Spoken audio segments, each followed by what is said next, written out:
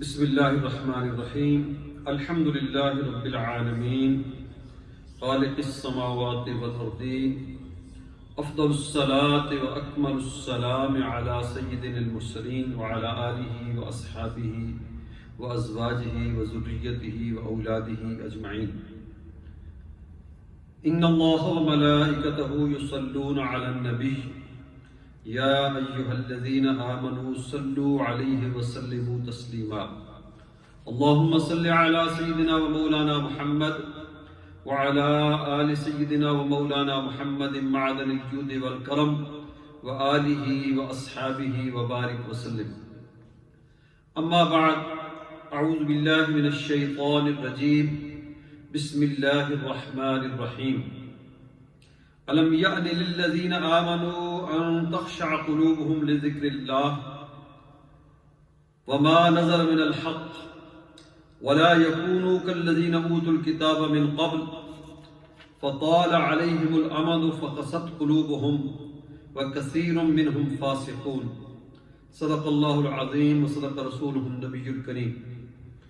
الصلاة والسلام عليك يا سيدي يا رسول الله وعلى آلك وأصحابك یا سیدی یا حبیب اللہ. تمام سامعین، ناظرین، بلند آواز سے درود پاک پڑھیے. الصلاۃ والسلام علیک یا سیدی یا رسول اللہ وعلى آلك وأصحابك یا سیدی یا حبیب اللہ. مولایا صل وسلم دائما ابدا على حبیبك خیر الخلق كلهم. هو الحبیب الذي ترجى شفاعته لكل هول من الأهوال مقتحم. يا رب بالمصطفى بلغ مقاصدنا واغفر لنا ما مضى يا واسع الكرم. محترم ناظرین و سامعین، جمعۃ المبارک ان ایام میں جبکہ برطانیہ کے اندر ہمارے جمعہ کی نماز پر اور باجماعت نماز ادا کرنے پر ناگزیر وجوہات کی بنا پر پابندی ہے، آج ہم خون کے آنسو رو رہے ہیں، ہمارا دل دکھی ہے اور مساجد کو خالی دیکھ کر رونا آ رہا ہے. حقیقت ہے کہ ہم مسلمان جس غفلت کا شکار ہیں اور جس طرح ہم دین سے دور ہو چکے ہیں، اللہ کی یاد سے غافل ہو چکے ہیں، اور خصوصیت کے ساتھ اس وقت جس قدر ہم قرآن پاک سے اور اس کی تعلیمات سے اور صاحب قرآن صلی اللہ علیہ وآلہ وسلم کی سنت مطہرہ سے دور ہو چکے ہیں، اس کا وبال آج پوری امت مسلمہ پہ نظر آ رہا ہے. پوری امت زوال کا شکار ہے. معاشی حالات دیکھیں، سیاسی حالات دیکھیں، اخلاقی قدریں دیکھیں، ہر لحاظ سے ہم زوال کا شکار ہو چکے ہیں. لیکن اس کے باوجود ہمارے اندر کوئی احساس، کوئی فکر، کوئی شعور، کوئی احساس ہی پیدا نہیں ہو رہا، اور ہم اسی ڈگر پہ چلتے ہی جا رہے ہیں جو ہمیں تباہی اور بربادی کی طرف لے کے جا رہا ہے. میں نے جو آیت کریمہ سورہ الحدید کی آیت نمبر 16 آپ کے سامنے تلاوت کی ہے، اس میں اللہ تعالیٰ جل شانہ نے ہمیں جھنجھوڑا ہے، ایمان والوں کو متنبہ کیا ہے، ایمان والوں کو وارننگ دی ہے، احساس دلایا ہے، بیدار کیا ہے کہ الم یأن للذین آمنوا، کہ کیا ابھی بھی وہ وقت نہیں آیا اہل ایمان کے لیے؟ اتنے حالات خراب ہو گئے، اس قدر ذلت و رسوائی کا شکار ہو گئے کہ آج مساجد بھی بند ہیں، جمعہ پڑھنے پر پابندی ہے. تو کیا اب بھی وہ وقت نہیں آیا اہل ایمان کے لیے؟ کیا ان تخشع قلوبہم لذکر اللہ، کہ ان کے دل اللہ کی یاد کے لیے جھک جائیں، ان کے دلوں کے اندر اللہ کا ڈر، اللہ کا خوف پیدا ہو جائے، اللہ کی خشیت آ جائے۔ وما نزل من الحق، اور اس سچے کلام کی طرف ان کے دل جھک جائیں جو اللہ تعالیٰ نے نازل فرمایا ہے، یعنی قرآن کریم کی طرف متوجہ ہو جائیں، اللہ کی یاد اور اس کے ذکر کی طرف متوجہ ہو جائیں۔ تو قرآن یہ سوال کر رہا ہے کہ کیا ابھی بھی اہل ایمان پر، ایمان والوں پر وہ ٹائم نہیں آیا، وہ وقت نہیں آیا کہ وہ عقل کے ناخن لیں، وہ سمجھیں کہ ہم کدھر جا رہے ہیں، ہم کس تباہی کی طرف جا رہے ہیں، ہم کس ذلت اور رسوائی کی طرف جا رہے ہیں، ہم کس قدر غفلت کا شکار ہو چکے ہیں کہ آج یہ وقت بھی آ گیا کہ ہماری مساجد بھی بند ہو گئی ہیں، ہماری باجماعت نماز پر بھی پابندی لگ گئی ہے، اور ہمیں پھر بھی کوئی احساس نہیں ہے، کوئی فکر نہیں ہے کہ ہم اللہ کو یاد کریں، اس کو منائیں، وہ ہم سے ناراض ہو چکا ہے۔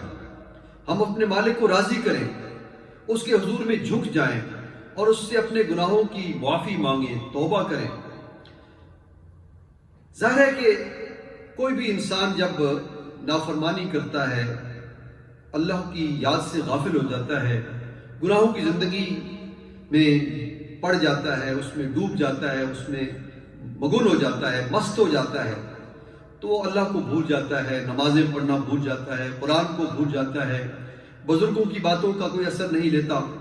لیکن ایک وقت آتا ہے کہ اس کی زندگی میں ایک ٹرننگ پوائنٹ آتا ہے، اسے احساس ہو جاتا ہے کہ میں کہاں جا رہا ہوں، میں تو اپنے آپ کو تباہ کر رہا ہوں، میرا تو یہ مقام ہے کہ مجھے اللہ نے مسلم بنایا ہے، مسلمان بنایا ہے، اور مسلمان کی شان یہ ہے وَأَنْتُمُ الْأَعْلَوْنَ إِن كُنتُم مُؤْمِنِينَ، کہ تم سب سے اعلیٰ ہو جبکہ تم صاحب ایمان ہو۔ تو یہاں ایمان والوں سے یہ خطاب ہے کہ تمہیں دولت ایمان عطا کی گئی، تمہیں قرآن ملا، تمہیں آخری امت ہونے کا شرف نصیب ہوا، تمہیں اس آخری نبی کا امتی بنایا کہ جس کے امتی ہونے کے لیے انبیاء کرام بھی درخواستیں کرتے گئے، دعائیں کرتے گئے اللہ کی بارگاہ میں کہ مولا ہمیں نبی نہ بنا، رسول نہ بنا، ہمیں اس آخری نبی کا امتی بنا دے۔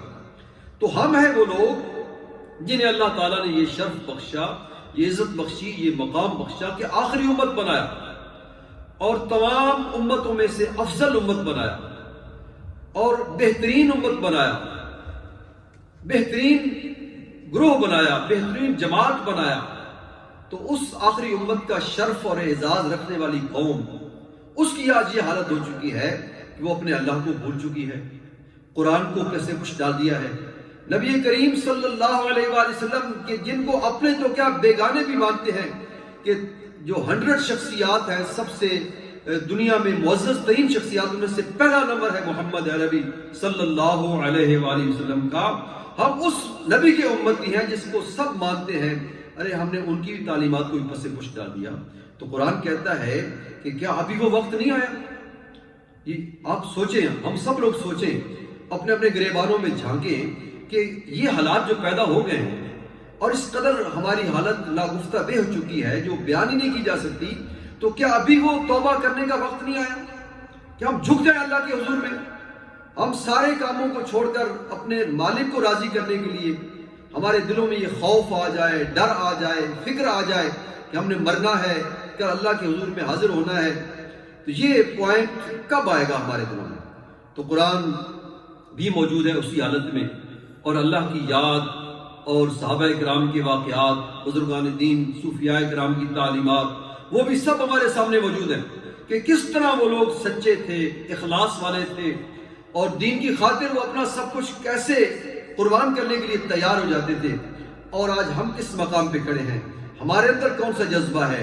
ہمارے اندر کون سی وہ کوالٹی ہے کہ جس کے پیش نظر آج ہم یہ کلیم کر سکیں کہ ہم آخری امت ہیں، ہم بہترین امت ہیں، ہم مسلم ہیں، کہ جن کے بارے میں اللہ تعالیٰ نے فرمایا کہ تم سب سے بہترین ہو، تم سب سے اعلیٰ ہو۔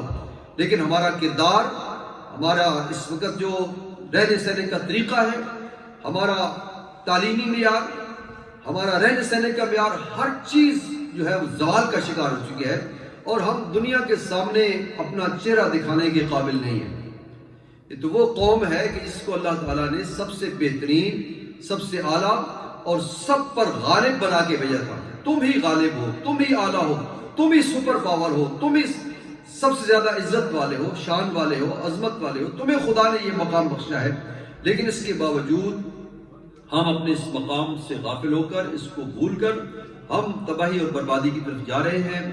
تو میری گزارش یہی ہے کہ آج وقت ہے کہ ہم توبہ کریں، اللہ کی طرف جھک جائیں، اللہ سے معافی مانگیں۔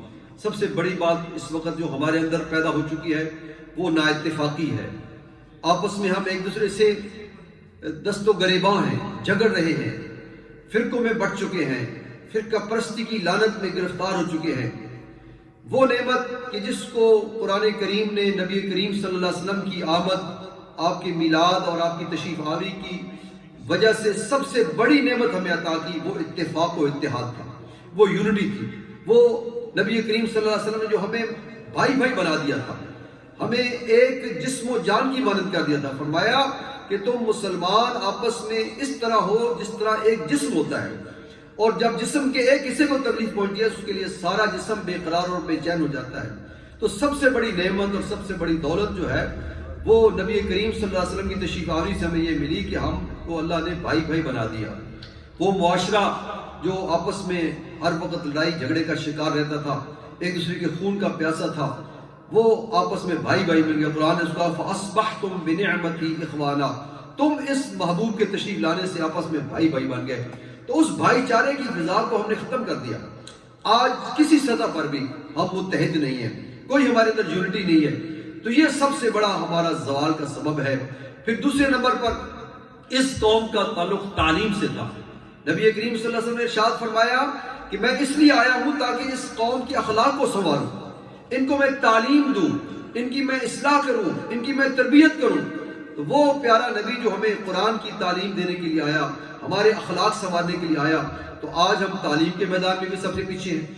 اخلاقیات کا بھی ہمارا جنازہ نکل چکا ہے، کوئی ہمارے اندر مینرز نہیں رہے، کوئی ہمارے اندر اخلاق نہیں رہا۔ کسی فیلڈ میں بھی ہم اگر دیکھیں تو ہم کمزور سے کمزور ہوتے چلے جا رہے ہیں۔ تو حضرات گرامی یہ لمحہ فکریہ ہے اور ہمیں اس کی طرف توجہ کرنا ہوگی اور سوچنا ہوگا کہ کب وہ وقت آئے گا کہ جب ہم اللہ سے توبہ کریں گے، معافی مانگیں گے اپنے گناہوں کی، اور اس کی طرف ہمارے دل جھک جائیں گے۔ جب وہ وقت آئے گا تو یقیناً اللہ تعالیٰ کی رحمتیں ہم پر نچھاور ہوں گی اور اللہ تعالیٰ ہم سے راضی ہو جائے گا۔ اللہ تعالیٰ مجھے اور آپ سب کو، سننے والوں کو، ہم سب کو عمل کی توفیق عطا فرمائے۔ وما علینا الا البلاغ المبین۔